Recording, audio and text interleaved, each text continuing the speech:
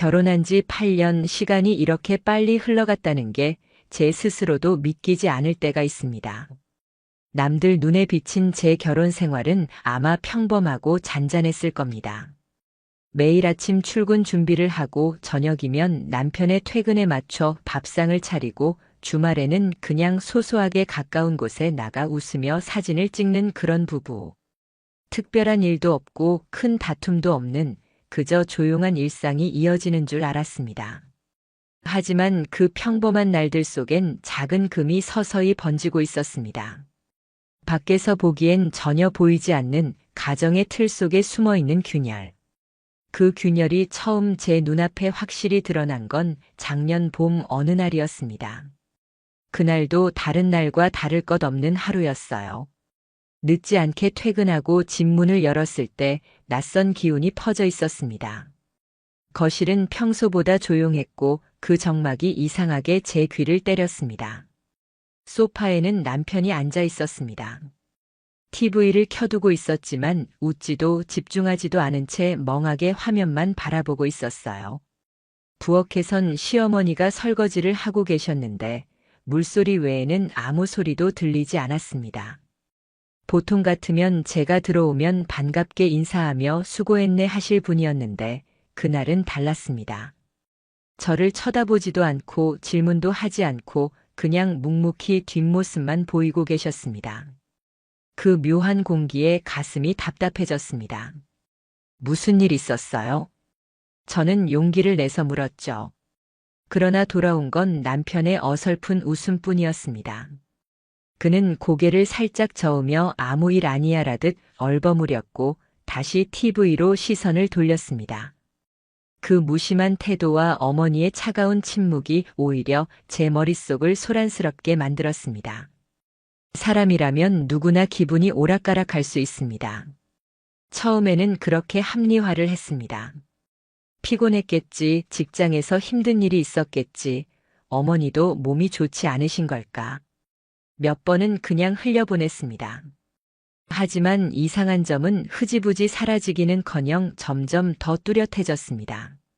남편과 시어머니의 태도는 날이 갈수록 달라지고 있었으니까요. 어느 순간부터 시어머니는 아예 제 눈을 피했습니다. 밥을 차리며 가볍게 말을 걸면 고개만 끄덕이거나 아예 대꾸도 하지 않았습니다. 전에 같았으면 밥은 먹었니? 안 피곤하니 하며 챙기셨을 분인데 이제는 시선을 마주치지 않고 짧은 숨소리만 흘렸습니다. 아무리 생각해도 자연스럽지 않았습니다. 남편은 더 이상했습니다. 퇴근하고 들어오면 휴대폰을 손에서 떼는 일이 없었습니다. 거실에 앉아 있을 때도 심지어 화장실을 갈 때도 샤워하러 들어갈 때도 반드시 손에 쥐고 있었습니다. 전엔 분명 휴대폰을 무심히 아무데나 던져놓던 습관이 있었는데 이젠 단 한순간도 놓질 않았습니다. 그제야 본능처럼 불길한 기분이 찾아왔습니다. 이건 단순히 기분이 안 좋거나 일시적인 문제가 아니라고 제 안쪽 깊은 곳에서 알람이 울리고 있었습니다. 어떤 일이 벌어지고 있다는 직감.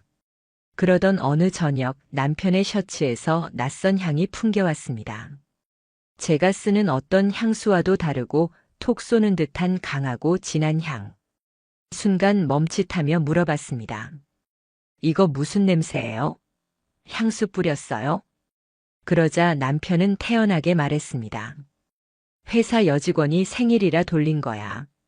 그냥 장난으로 뿌려줬어. 순간 이상하게 느껴졌습니다. 그냥 우연한 질문에 대한 대답치곤 그 톤과 속도가 너무 정확했거든요. 마치 몇 번이고 스스로 연습하며 준비한 답처럼 술술 흘러나왔습니다. 그날 이후 저는 남편을 주시하기 시작했습니다. 출퇴근 시간 몇 시에 들어오고 몇 시에 나가는지. 예전에는 늦으면 미리 연락하던 사람이 이제는 문자 한 줄조차 없이 시간을 흘려보냈습니다. 다녀온 흔적조차 엉성했습니다. 냉장고에 채워둔 맥주가 자꾸 사라지고 생명처럼 소중히 아끼던 넥타이 핀도 며칠 동안 보이지 않았습니다.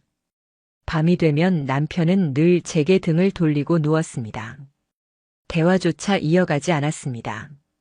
제가 한마디라도 붙이면 그는 피곤하다며 짧게 뱉고는 곧바로 눈을 감아버렸습니다. 같은 방, 같은 이불을 덮고 있지만 남처럼 느껴지는 거리.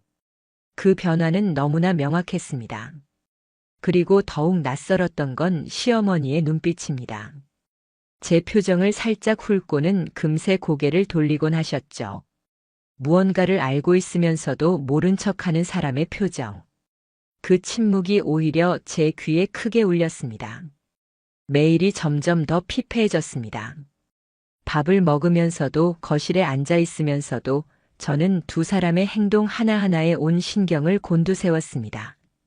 그러다 어느 날 예기치 못한 순간이 찾아왔습니다. 남편이 급히 화장실에 들어가면서 휴대폰을 테이블 위에 두고 간 겁니다. 심장이 요동쳤습니다. 머릿속에서 수십 번 쌓은 생각이 현실로 다가왔던 순간. 망설임은 길지 않았습니다. 손은 이미 움직이고 있었으니까요. 그는 패턴 잠금을 걸어두었지만 저는 이미 그의 손가락 움직임을 곁눈질로 여러 번 본 적이 있었습니다. 기억을 더듬으며 화면 위를 따라 그리자 거짓말처럼 잠금이 풀렸습니다. 그리고 그 안에서 저는 제 인생을 송두리째 흔드는 문장을 마주했습니다. 자기, 오늘도 와줄 거지? 나 요즘 자기 없으면 못 자잖아. 심장이 멎는 듯 했습니다. 메시지를 올려보니 사진이 이어졌습니다. 두 사람이 주고받은 은밀한 대화들, 함께 찍은 듯한 사진들.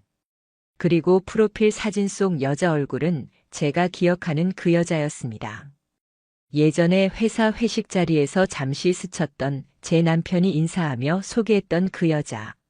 순간 제 손이 심하게 떨렸고 결국 휴대폰이 바닥으로 떨어지며 쾅 소리를 냈습니다. 그 소리를 듣고 남편이 허겁지겁 뛰어나왔습니다. 제 손에 들린 자기 휴대폰을 보자 그의 표정이 단숨에 굳었습니다. 왜 남의 휴대폰을 함부로 봐?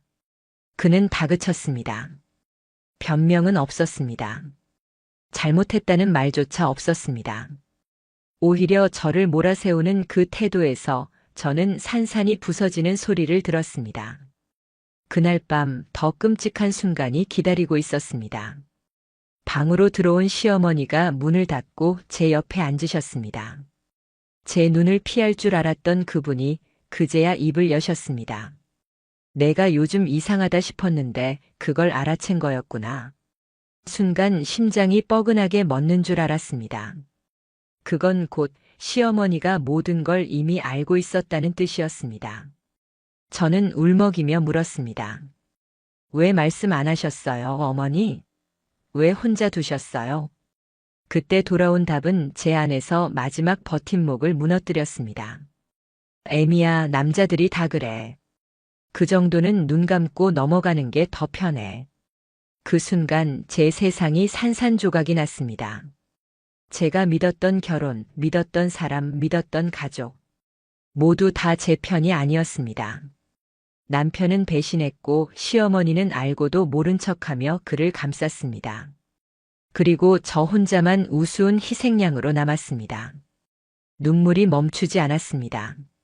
하지만 그 안에서 가장 선명하게 일어난 생각은 분노였습니다. 이대로 끝낼 순 없다. 눈물로 묻고 넘어갈 순 없다. 저를 지옥으로 몰아넣은 그들 모두에게 반드시 대가를 치르게 하겠다고. 밤이 새도록 눈을 감을 수 없었습니다. 베개 위로 쉴 새 없이 눈물이 흘렀지만 그보다 더 저를 괴롭혔던 건 머릿속에서 연이어 터지는 장면들이었습니다. 남편의 휴대폰 화면에 남겨진 대화창, 낯선 여자의 얼굴, 그리고 그 모든 걸 이미 알고 있었던 시어머니의 차갑던 목소리. 몸은 무겁게 바닥에 깔렸지만 심장은 쉬지 않고 뛰었습니다. 울분과 모멸감을 얼마나 삼켰는지 가슴이 조여오고 속은 뒤틀리듯 메스꺼웠습니다. 나 이제 어떻게 해야 하지? 그냥 모른 척하고 또 살아야 하나? 아니야, 절대 그럴 수 없어. 저는 원래 이런 사람이 아니었습니다.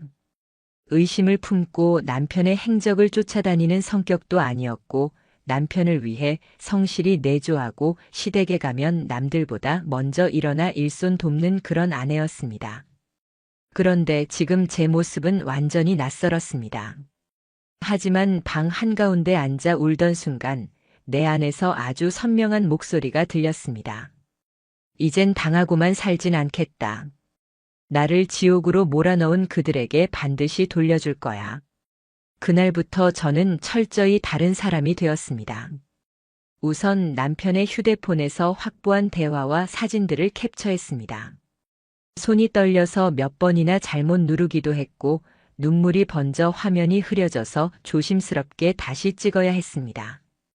그렇게 모아둔 파일들을 제 개인 이메일로 전송해 저장했습니다. 흔적을 남기지 않기 위해 숨긴 폴더까지 활용하며 치밀하게 움직였습니다. 다음은 그 여자였습니다. 남편의 카톡 대화 속 프로필 사진, 닉네임, 대화 내용 속 단서들을 기반으로 인터넷과 SNS를 뒤졌습니다. 결국 그 여자의 흔적을 찾게 되었어요. 이름, 직장, 직책, 취미, 자랑처럼 올려둔 사진들. 그녀는 남편 회사의 기획팀 팀장이었습니다. 사진 속 그녀의 삶은 화려해 보였습니다. 카페에서 찍은 커피잔 2개, 호텔 뷔페에서 찍어 올린 와인잔, 어디선가 보이는 남성의 손목 일부. 처음에는 그냥 평범한 사진처럼 보였지만 제 눈은 그 장면에서 바로 낯익은 것을 포착했습니다. 그 손목에 걸린 시계. 제가 몇 년 전 남편 생일에 사준 그 브랜드, 그 디자인이었습니다. 순간 소름이 돋았습니다. 화면 속 그 남자의 손목은 분명 제 남편의 것이었습니다. 이제 저는 더 이상 추측할 필요가 없었습니다. 확신은 이미 증거로 변해버렸습니다. 그 순간 가슴은 미친 듯 쿵쾅거렸습니다. 분노와 모욕감 속에서 저는 더욱 치밀하게 변했습니다. 단순히 의심하는 아내가 아니라 증거를 모으는 수사관처럼 제 삶을 뒤집어 놓았습니다. 남편이 집에 들어오면 저는 무심한 듯 태연을 가장했습니다. 그러나 작은 녹음기가 제 옆에 놓여 있었습니다. 대화 중 중요한 대목은 몰래 녹음해뒀습니다. 회사에서 돌아오는 길에 남편의 차를 유심히 살피며 혹시 모를 흔적을 기록했습니다. 때로는 그 여자 회사 앞에서 근처 카페에 앉아 기다리기도 했습니다. 차 안에서 멀찍이 찍은 사진들이 제 휴대폰 앨범 속에 쌓여갔습니다. 저는 남편의 신용카드 내역까지 털어보았습니다. 호텔, 레스토랑, 와인바. 날짜와 시간이 서로 맞아떨어지는 그 기록들이 도미노처럼 놓여 있었죠. 그 증거 하나하나가 제 숨을 더 막아왔지만 동시에 제 안에서 무너진 자존심은 더 단단하게 변했습니다. 그 모든 자료들을 파일로 정리했습니다. 사진, 녹음, 카드 내역, SNS 캡처. 그리고 그것을 볼 때마다 다시 다짐했습니다. 나만 무너질 순 없다. 반드시 이 증거로 그들의 삶을 무너뜨릴 것이다. 하지만 그 모든 순간보다 더 역겨웠던 건 시어머니였습니다. 제가 점점 차갑게 변하는 걸 눈치챈 남편은 알아차린 듯 조심스럽게 행동했지만 시어머니의 태도는 오히려 달라졌습니다. 전처럼 따갑게 침묵하지 않았습니다. 다시 예전처럼 살갑게 말을 걸었습니다. 얘야, 요즘 얼굴에 기운이 없어. 어디 아픈 건 아니지? 내가 불안해하니까 얘가 더 집에 들어오기 싫을 거야. 그 말들이 제 귀를 후벼 팠습니다. 자기 아들의 불륜 사실을 이미 알고 있으면서도 모든 걸 제 탓으로 돌리는 말들. 내가 예민해서 그렇다, 내가 문제다라는 프레임으로 저를 몰아세우는 것이었습니다. 저는 겉으로는 눈을 피하고 약한 척하며 고개를 숙였지만 머릿속은 이미 싸늘하게 풀려 있었습니다. 그래, 이제 어머니도 공범이야. 나를 조금씩 짓눌러서 결국 포기하게 만들려는 진짜적. 저는 이제 선택했습니다. 무너지는 척, 약한 척 연기하면서 그들의 연극을 끝까지 감시하기로. 그 모습들을 차갑게 바라보며 법으로서 본격적으로 맞서기로. 그리고 결국 저는 변호사 사무실을 찾았습니다. 발걸음은 무거웠습니다. 사무실 문 앞에 서 있는 제 손은 떨렸지만 한 번 들어서는 순간 제가 돌아설 수 없다는 걸 알았습니다. 책상 위에 파일을 펼쳐 보였습니다. 변호사님은 하나하나 자료를 확인했고 곱씹듯 말했습니다. 충분합니다. 상간자 소송 가능합니다. 이혼 소송과는 별개로 진행할 수 있겠네요. 그 말 한마디가 제 폐부 깊이까지 내려와 꽂혔습니다. 모든 게 무의미하게 무너진 줄 알았는데 제가 버틸 수 있는 법적인 무기가 손에 들어온 순간이었습니다. 그때 저는 단단히 깨달았습니다. 지금 제가 붙잡아야 할 건 가정이 아니라 제 삶입니다. 제가 떠나야 할 건 가정이라는 단어에 가려진 늪이었고 이제 제가 걷는 길은 제 존재를 지키는 길이라는 걸요. 그러던 중 우연히 남편의 차 블랙박스 속에서 더 끔찍한 장면을 보게 됐습니다. 남편이 차에 그 여자를 태우고 제 생일 하루 전날 호텔 주차장으로 들어가는 장면이 담겨 있었습니다. 그리고 남편 손에는 케이크가 들려 있었습니다. 제가 몇 달 전에 남편 생일을 위해 직접 주문했던 그 디저트 가게에서 산 것과 똑같은 케이크. 포장도 디자인도 이름도 그대로였습니다. 그 장면을 보며 저는 더 이상 울지도 못했습니다. 웃음이 터져 나왔습니다. 허탈한 웃음이었죠. 한편으론 이렇게까지 비참할 수 있나 싶었고 다른 한편으론 오히려 모든 증거가 제 발 앞에 굴러들어왔다는 사실이 섬뜩했습니다. 그리고 그날 밤 시어머니가 또 제 방문 앞에서 속삭였습니다. 얘야, 남자 일 하나로 인생 망치지 마. 그냥 눈 감아라. 내가 손해야. 저는 조용히 문을 바라봤습니다. 그리고 마음속에서 확고히 결심했습니다. 이제 이건 단순히 남편의 배신이 아니다. 이제는 남편, 그 여자 그리고 시어머니. 셋이 함께 날 속이고 내 삶을 짓밟았다. 그렇다면 이제부터는 나도 날카로워질 차례다. 그날 이후 제 눈빛은 완전히 달라졌습니다. 제가 살아온 자기 희생적인 아내의 얼굴은 더 이상 없었습니다. 이제 제 자리를 지킬 유일한 무기는 차갑고 치밀한 복수와 법적 대응이었습니다.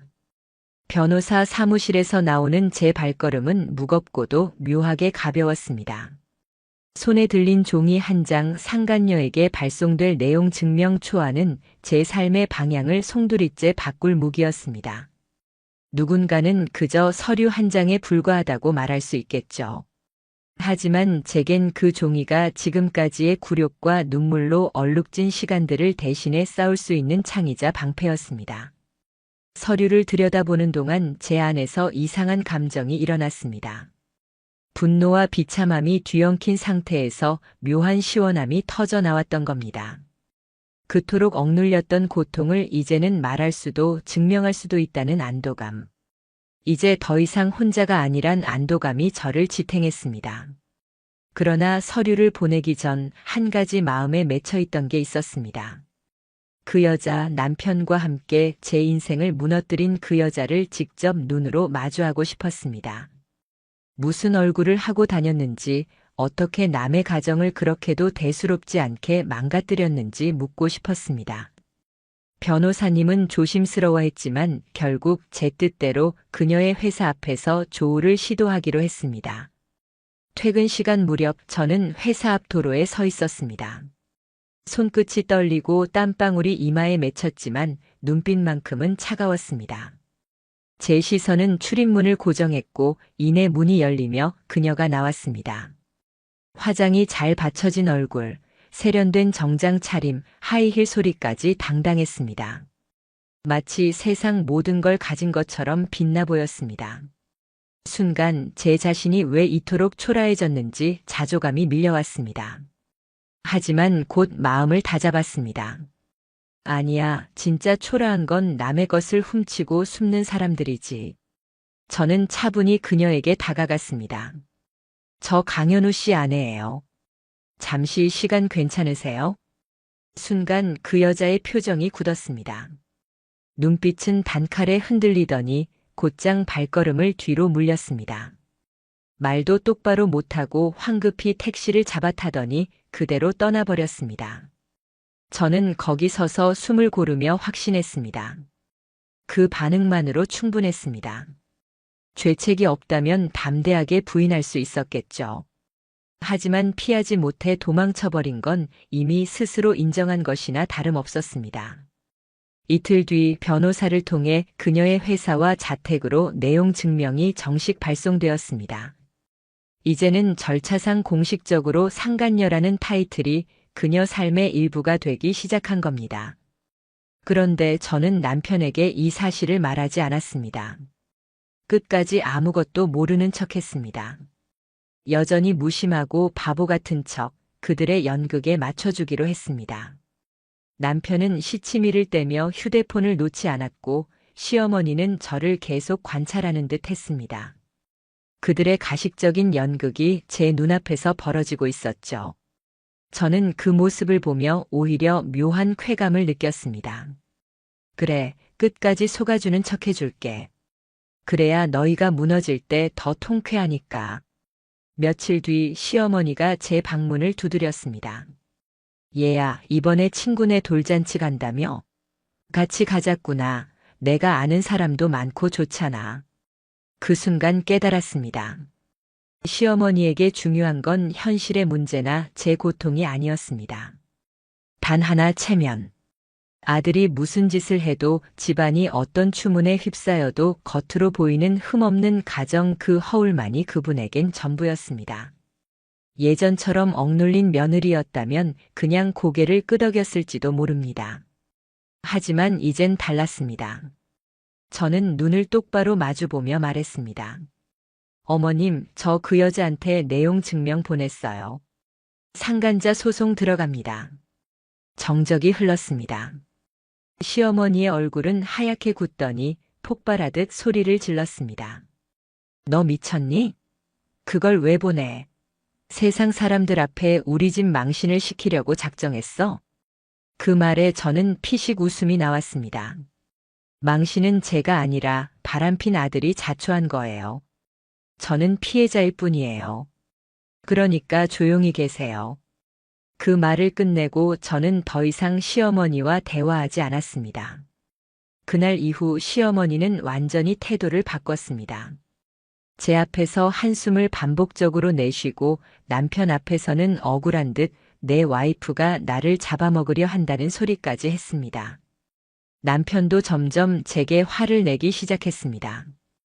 왜 엄마한테 그렇게 해? 엄마가 뭘 그렇게 잘못했는데?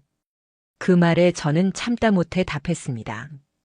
내가 바람 피운 거 어머니가 다 알고 계셨어. 근데 나더러 예민하다며 넘어가라 하셨지. 그게 잘못 아니야? 남편은 말문이 막혔습니다. 입술만 떨렸습니다. 저는 그 침묵에서 충분히 읽어냈습니다. 그건 곧 인정이었으니까요. 그 이후 저는 눈 하나 깜빡이지 않고 법적 절차를 밟아 나갔습니다. 변호사와 상담을 이어갔고 이혼 소송과 상간자 소송을 동시에 준비했습니다. 양육권은 없지만 위자료와 재산 분할, 그리고 배상 청구까지. 제게 칼자루가 넘어왔다는 사실을 그날 처음으로 실감했습니다. 그 과정에서 뜻밖의 사건이 또 일어났습니다. 상간녀 측 변호사가 저희 변호사에게 연락을 보내왔습니다. 상간 행위를 부정합니다. 정서적 친밀함은 있었지만 분류는 없었습니다. 더불어 명예훼손으로 맞소송도 걸겠습니다. 이 말을 들었을 때 저는 웃음이 터져나왔습니다. 이미 제출해둔 호텔 출입 기록, 같은 방에서의 숙박 로그, 두 사람이 주고받은 대화에서 드러난 몸의 교감과 애칭들, 그리고 SNS 사진. 모든 게 명백했기 때문입니다. 이제 와서 발뺌이라니 제 안에서 오히려 차분해짐이 느껴졌습니다. 그들의 버둥거림이 저를 흔들지 못했습니다. 그 무렵 갑자기 남편이 울먹이며 저를 붙잡았습니다. 미안해 한순간이었어. 그냥 외로워서 그때 내가 정신이 나갔었어. 그 모습이 더 역겨웠습니다. 한순간이라니? 제 삶과 존엄을 무너뜨리면서 감히 한순간의 외로움이라 말하는 그 뻔뻔함. 저는 눈을 똑바로 마주본 채 응수했습니다. 늦었어. 이제 내 인생은 내가 책임질 차례야. 그 말에는 흔들림이 없었습니다. 이혼은 피할 수 없는 현실이 되었고 상간녀는 법정에 서게 될 것입니다. 그리고 시어머니 역시 이 사실로부터 자유로울 수 없다는 걸 깨닫게 만들어야 했습니다. 모든 절차가 진행되는 그 순간까지 저는 그들의 연극을 끝까지 지켜볼 겁니다. 그리고 무대가 무너졌을 때 누가 웃고 누가 울게 되는지 반드시 보여주려 했습니다. 재판이 정식으로 접수된 후 법원에서 조정기일 통보서가 도착했습니다. 봉투를 받아드는 제 손은 떨렸습니다. 사무실에서 봉투를 뜯던 순간 제 안에서 수천 갈래의 감정이 뒤섞였습니다. 이제 진짜 끝을 보게 되는구나. 그 종이 위의 날짜와 시간이 제 삶의 도화선 같았습니다. 한때 가정이라는 이름으로 포장된 늪은 더 이상 저를 붙들지 못했습니다. 이제는 벗어나야 할 덫일 뿐이었습니다. 남편은 어느 순간부터 저와 말을 나누지 않았습니다. 출근도 퇴근도 피하듯 반복했고 같은 집에 살면서도 저를 투명인간 취급했습니다. 처음엔 씁쓸했지만 곧 편해졌습니다. 더 이상 그에게 기대할 것도 감정도 없었으니까요. 조정 기일이 다가오자 심장이 요동쳤습니다. 법원에 앉아 마주 앉은 네 사람, 저와 제 변호사, 상간녀와 그쪽 변호사. 그리고 조정위원의 말소리가 공기를 채웠습니다. 상간녀 측 변호사는 태연하게 입을 열었습니다. 두 사람은 사적인 감정 교류가 있었을 수는 있으나 불륜이라 볼만한 부적절한 관계는 없었습니다. 정서적 친밀감이 오해를 불러일으킨 것입니다. 그들의 전략은 명백했습니다. 증거를 인정하지 않고 관계를 희석해서 감정을 포장하려는 것. 하지만 제가 준비해온 증거 앞에서는 그저 빈 껍데기 주장에 불과했습니다. 조정위원의 눈앞에 정리된 서류 더미가 펼쳐졌습니다. 호텔 입실 기록, 동반 숙박자 명단, 블랙박스에 담긴 영상, 카톡 대화 안에서 드러난 숨김없는 애정 표현 그리고 그녀의 SNS에 직접 남긴 상징적인 글귀. 모든 게 일관되게 두 사람이 부정할 수 없는 시간을 증명하고 있었습니다. 조정위원들의 표정은 점점 굳었습니다. 그러나 상간녀 측은 끝까지 발을 뺐습니다. 이 정도 증거는 충분하지 않습니다. 오해일 수 있습니다. 그리고는 조정에 응하지 않고 정식 재판으로 가겠다 선언했습니다. 순간 제 마음에 묘한 안도와 결의가 동시에 올라왔습니다. 조정에서 끝내는 게 목적이 아니었습니다. 저는 원래부터 모든 걸 공식적인 기록으로 남기고 싶었습니다. 상간녀라는 낙인을 법원의 판결문에 새기고 싶었죠. 재판을 피할 수 없게 된 순간부터 오히려 그들은 더 불안해했습니다. 며칠이 지나자 상간녀 측에서 저를 찾아오기 시작했습니다. 잘못했습니다. 진심으로 사과드립니다. 합의금 조금 더 드리겠습니다. 소송은 없던 걸로 해주실 순 없을까요? 회사 쪽에도 소문이 돌기 시작했습니다. 제발 더는 못 버팁니다. 저는 묵묵히 지켜만 봤습니다. 그들의 떨림과 발걸음이 오히려 제게 위안이 됐습니다. 제가 얼마나 절벽 끝에서 버텼는지 이제 그들이야말로 무너져 내리고 있었습니다. 하지만 그보다 더 놀라운 일은 시어머니였습니다. 어느 날 저를 찾아와 무릎을 꿇었습니다. 평생을 체면이라는 갑옷으로 무장한 분이었습니다. 자존심 하나로 살아온 분이 제 앞에 무릎을 꿇고 눈물을 흘렸습니다. 얘야, 미안하다. 내가 다 알고 있었어. 하지만 널 잃고 싶지 않아서. 내가 며느리 노릇 잘해줘서 난 너밖에 없었는데. 그 순간 묘하게 허탈했습니다.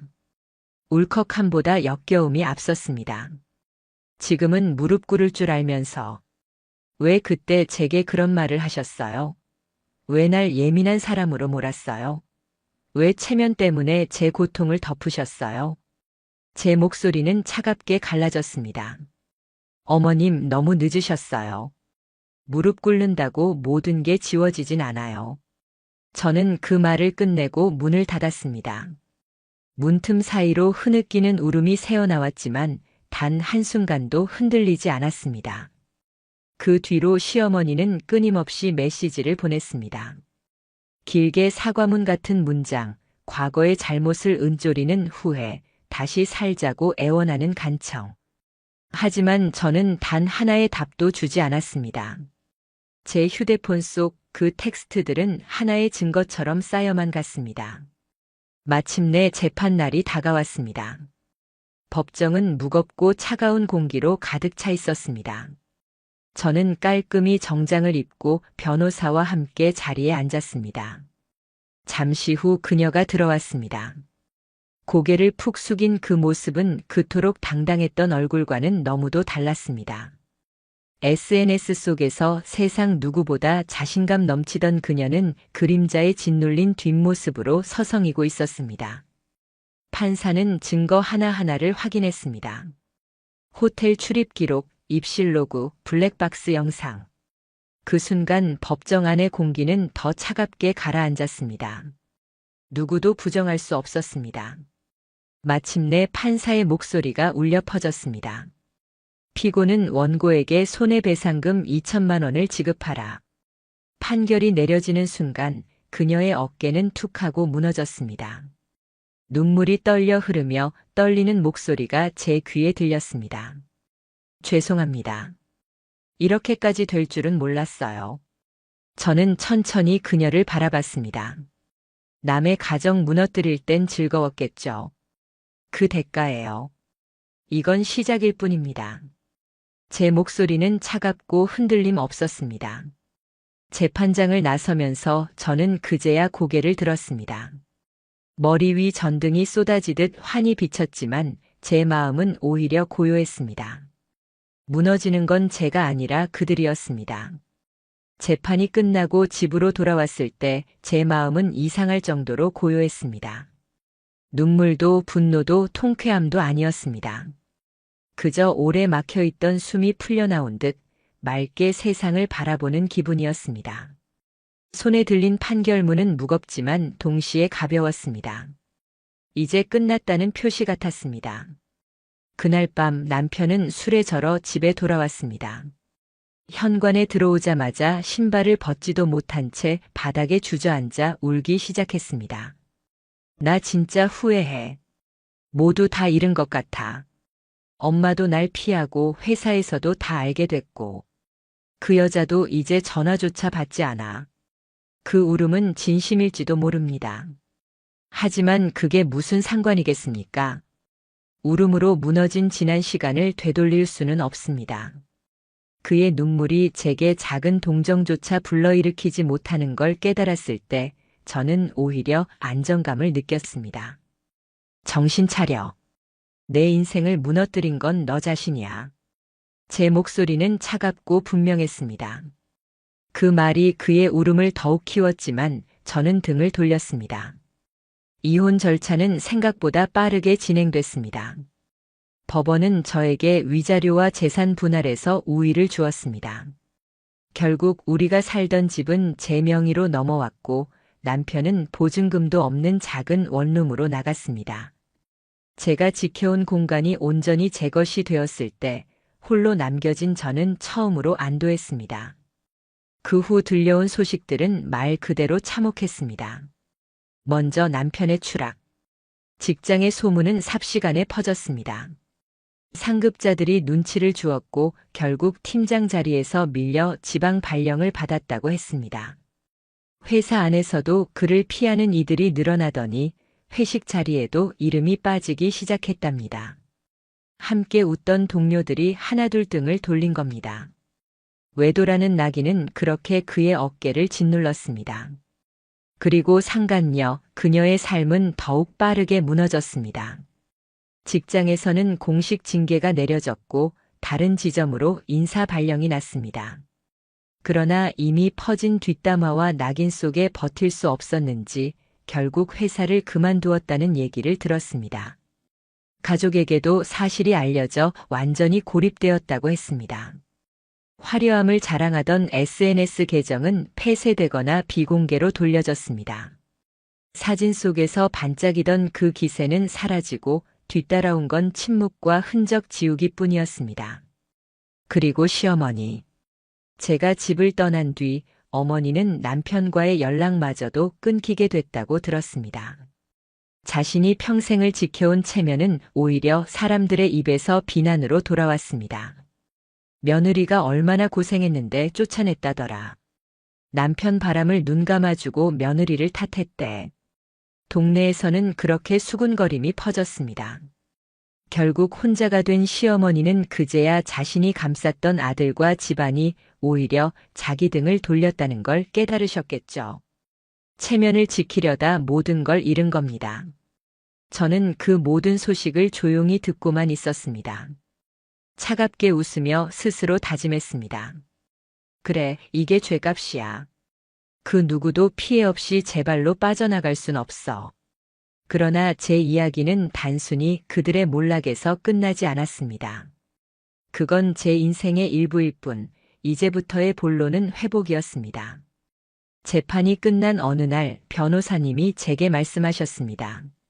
처음 오셨을 때보다 표정이 많이 편해지셨어요. 저는 오래간만에 미소 지었습니다. 이제야 제 삶을 찾은 것 같아요. 이제야 제 감정과 제 선택에 솔직해질 수 있을 것 같아요. 저는 제 이름을 바꾸었습니다. 함께 붙었던 그의 이름을 떼어내고 처음 제게 주어졌던 이름의 빛을 되찾았습니다. 그 이름으로 새 삶의 첫 장을 쓰고 싶었습니다. 저는 일을 다시 시작했습니다. 집안일과 며느리로서의 책임에 매달렸던 시간을 뒤로 하고 제 경력을 되살렸습니다. 새로운 직장에서 낯선 사람들과 부딪히며 웃음도 다시 배우게 되었습니다. 거울 앞에 선 제 얼굴은 아직 상처투성이었지만 그 속에서 분명히 다시 반짝이는 눈빛을 발견했습니다. 이제 저는 숨기지 않습니다. 예전의 저였다면 불륜을 당했다는 사실이 부끄럽고 억울해 지워버리고 싶었을 겁니다. 하지만 지금은 다릅니다. 저는 스스로 말할 수 있습니다. 나는 당했다. 그러나 증명했고 끝까지 싸워 이겼다. 아무도 대신 싸워주지 않았습니다. 제 두려움과 고통을 나 외엔 감당해줄 이 없었습니다. 그러나 저는 버텼습니다. 그 자체로 이미 강하다는 걸 깨달았습니다. 이 이야기를 영상으로 남기고 싶었던 이유도 바로 그 때문입니다. 지금 어딘가에서 제 이야기처럼 침묵 속에 울고 있는 분들에게 전하고 싶습니다. 당신은 절대 약한 게 아닙니다. 약한 건 책임지지 않고 숨는 사람들입니다. 당신은 지금 싸우고 있습니다. 무너져도 울어도 버티고 있는 순간 이미 강한 사람입니다. 저는 이제 다시 삶을 씁니다. 제 이름으로, 제 힘으로. 그리고 더 이상 누구의 그늘에도 가려지지 않는 얼굴로 살아갑니다.